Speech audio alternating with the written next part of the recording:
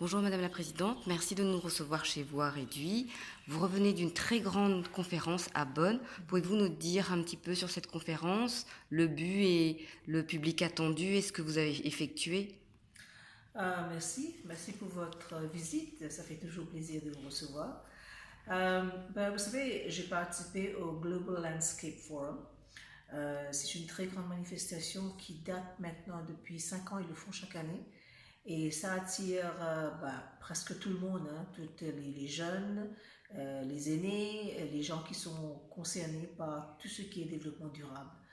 Alors, j'ai eu l'occasion de présenter le keynote address, comme on dit, et il y avait presque 1000 participants sur place, avec 6000 enregistrés en ligne, et puis avec une audience de presque 50 millions de personnes à travers le monde. Pourquoi ce forum devient très important? Parce que c'est un forum qui, comme j'ai dit, attire tous les acteurs qui sont concernés par le développement durable et aussi de faire un constat de ce qui se passe dans le monde et où est-ce qu'on va. Parce que on a tendance à croire que les ressources sont infinies, elles ne sont pas.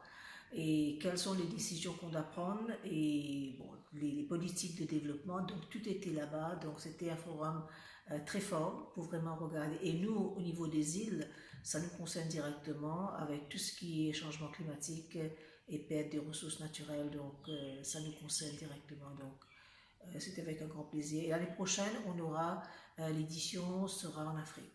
Ah d'accord, vous savez Oui. déjà dans quelle ville?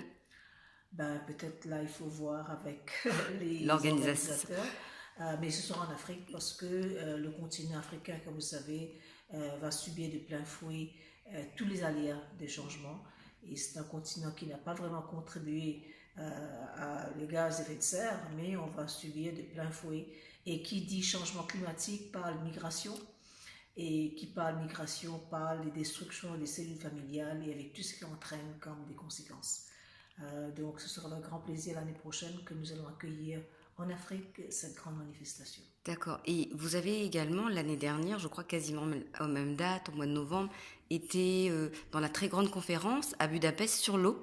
Parce que Oui. vous êtes membre, est-ce que vous avez pu continuer un petit peu à en parler ou à tirer la sonnette d'alarme parce que vous avez représenté également les îles à ce moment-là? Oui, je co-préside Oui. le panel, comme on dit, le SDG 6, comme on dit, et ça concerne l'eau, et je co-préside ce panel avec le président du Mexique. Qui était Alors, également présent d'ailleurs à Bonn, il me semble. Il était présent ou... non, c'est Ah, le le président président passé. passé. D'accord. Mais là, on a présenté au secrétaire général des Nations Unies au mois de septembre, l'Assemblée générale, le rapport intérimaire qu'on a sorti pour ce panel. Et l'année prochaine, on va présenter, parce que l'année prochaine, le panel arrive à terme. Le panel comme c'est à l'instant, mais évidemment, quand on parle de Vision 2030, ce panel doit continuer à sa vie avec d'autres acteurs. Alors, l'année prochaine, on va présenter le rapport des 2 ans des activités.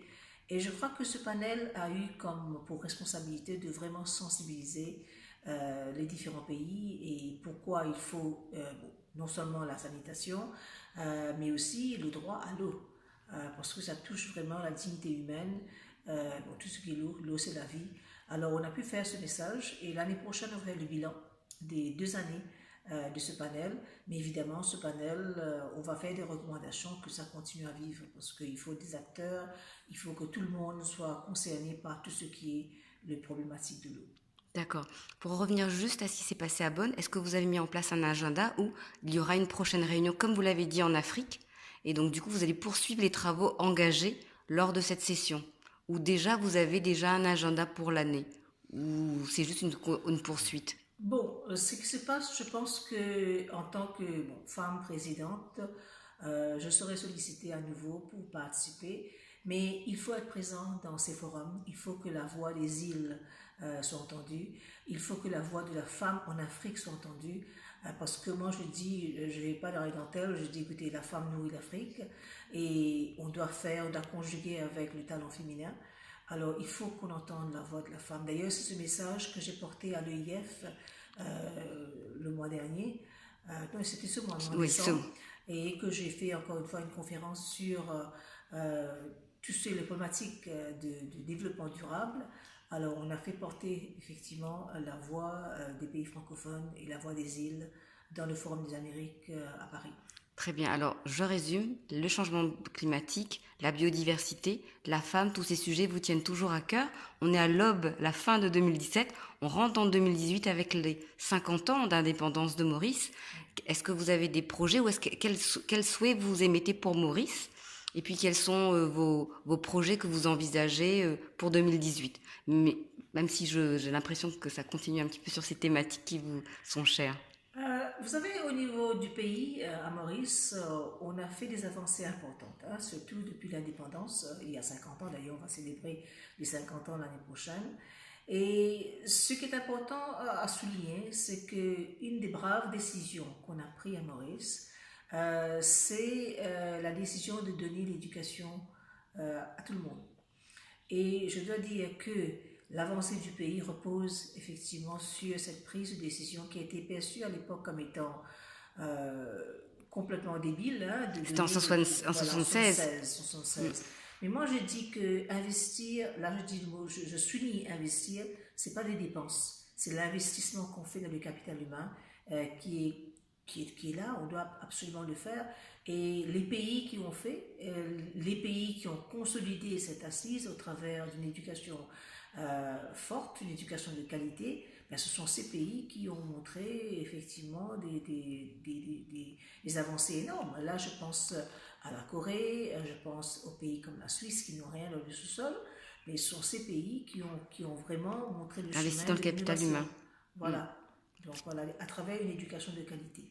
D'accord. Et on va dans le tournant des 50 ans. Que souhaitez-vous donc pour Maurice? Toujours, vous maintenez le thème de ce hub de l'Afrique, entre l'Afrique et enfin, la porte de l'Afrique et de l'Asie, ou vous avez d'autres projets en tête? Je sais que vous avez beaucoup œuvré pour montrer plus Maurice sur la scène internationale.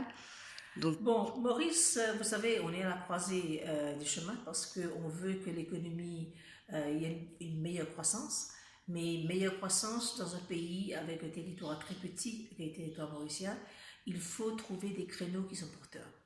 Et les créneaux qui sont porteurs restent dans des créneaux comme la science, la technologie, le l'innovation numérique. et l'économie de la connaissance.